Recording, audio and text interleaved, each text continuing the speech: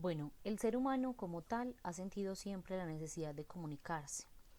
Entonces, en la comunicación no solamente interfiere quien da el mensaje, sino que hay unos elementos que dan cuenta, digamos, de ese proceso comunicativo, que los llamamos elementos de la comunicación.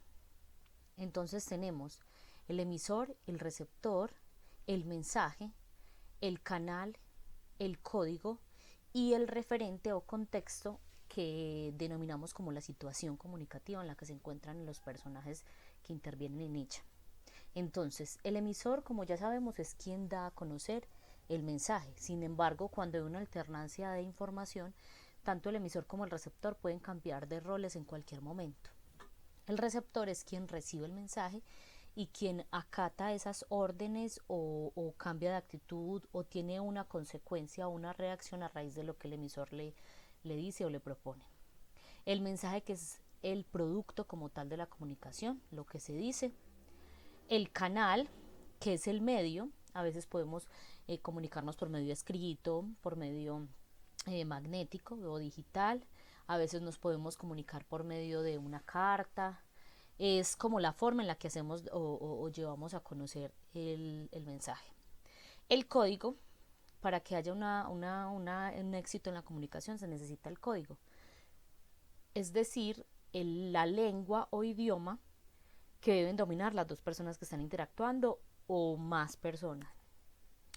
Y el referente o contexto lo conocemos como la situación comunicativa, es decir, situaciones particulares, como por ejemplo si vamos a estar en una fiesta, entonces vamos a tener una comunicación diferente. Si vamos a estar en un ambiente escolar, entonces la comunicación, el lenguaje corporal, la actitud va a ser muy diferente. Así estamos en un ambiente de fiesta. Ese es el contexto, es como la intención, como el momento que viven los interlocutores para que se dé la comunicación. Entonces tenemos un ejemplo. En Twitter, Juan Carlos escribe para habitantes de la ciudad de Santa Marta: cuidado, próximamente habrán días lluviosos, evitar ir a... Entonces, el emisor es quien nos está dando ese mensaje, en este caso es Juan Carlos. El receptor es quien lo está recibiendo, que serían los habitantes de Santa Marta, porque si bien para ellos va dirigido y son quienes están en situación de peligro.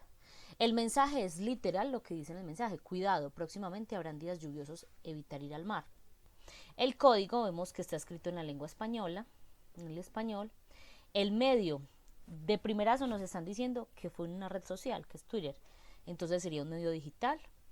El contexto, ¿qué pretende este emisor al dar este mensaje? Entonces lo que él pretende es dar como una alerta, porque hay una situación como de riesgo, ¿cierto? Entonces en este caso es informar, alertar o prevenir. Es muy importante que reconozcan los elementos de la comunicación antes de entrar hacia las funciones del lenguaje. Cada elemento de la comunicación tiene enlazada una función como tal, ¿cierto? Entonces, como son 6 elementos, también hay 6 funciones del lenguaje. La función del lenguaje es como la forma, o sea, uno la detecta por la intención que se tiene con cada enunciado que uno analiza. Entonces, tenemos para el emisor la función emotiva o expresiva. Es muy subjetiva, es decir, es aparte de las emociones, de los sentimientos, de las sensaciones que siente el emisor, ¿cierto? Entonces aquí se da todo lo que son mensajes que van cargados de emocionalismo. Entonces podemos encontrar mensajes con signos de admiración, ¿cierto?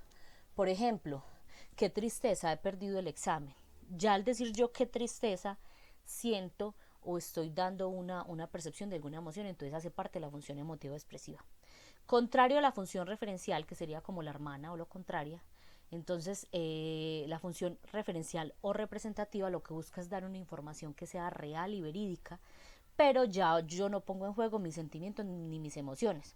Por ejemplo, Juan Carlos perdió el examen. O sea, estoy dando una realidad, una información, sin decirlo con algún sentimiento. Si yo le pongo a ese Juan Carlos, qué tristeza, Juan Carlos ha perdido el examen, ya se vuelve una función expresiva. Pero si yo solo lo dejo Juan Carlos perdió el examen, sería una función representativa, porque me está dando una información solamente real y muy objetiva. Otro ejemplo de la función referencial sería el día de hoy estuvo muy caluroso. ¿Sí? Estamos dando una información real. La función referencial entonces está enlazada al contexto. Por eso trata sobre información de situaciones reales o verídicas. Ahora la función del receptor, que sería la función apelativa o conativa, yo la resumo en una palabra. Esta función lo que busca es dar un mandato. Es como buscar que el receptor tenga una respuesta digamos, o una reacción. Entonces, ejemplo, ven aquí ahora mismo. Estoy tratando de que esa persona se pare y se dirija hacia mí, ¿cierto? Por ejemplo, cierra la puerta, Juliana. O sea, le estoy dando una orden. Entonces, por eso se resume como orden o mandato. Ahora la función que está enlazada al código, esta es muy sencilla porque con el mismo lenguaje yo explico la lengua. Entonces todo lo que se relacione con clases de español, por ejemplo, hacen parte de la función metalingüística, que es la función que está enlazada al código o al idioma. Entonces si yo digo, el verbo hacer se escribe con H y con C, o sea, ya estoy dando un mensaje que se relaciona con el mismo lenguaje o con la misma lengua. La lengua tiene varias categorías gramaticales, por ejemplo los sustantivos. Ya también estoy dando una información en relación al lenguaje, o sea, todo lo que se relacione a explicar el español hace parte de la función metalingüística. Es muy fácil de detectar. Ahora la función que está enlazada al mensaje se le llama la función poética o estética.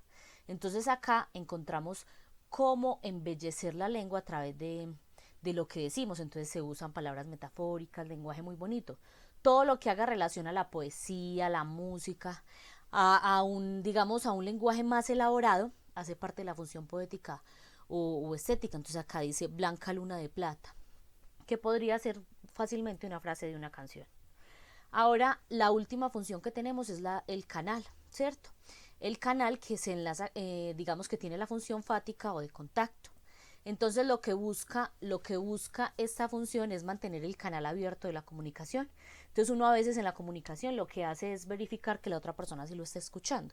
Cuando yo contesto el teléfono y digo aló, ya estoy dando un mensaje o estoy emitiendo algo que hace parte de la función fática. Por ejemplo, ¿me escuchas? ¿Estás ahí?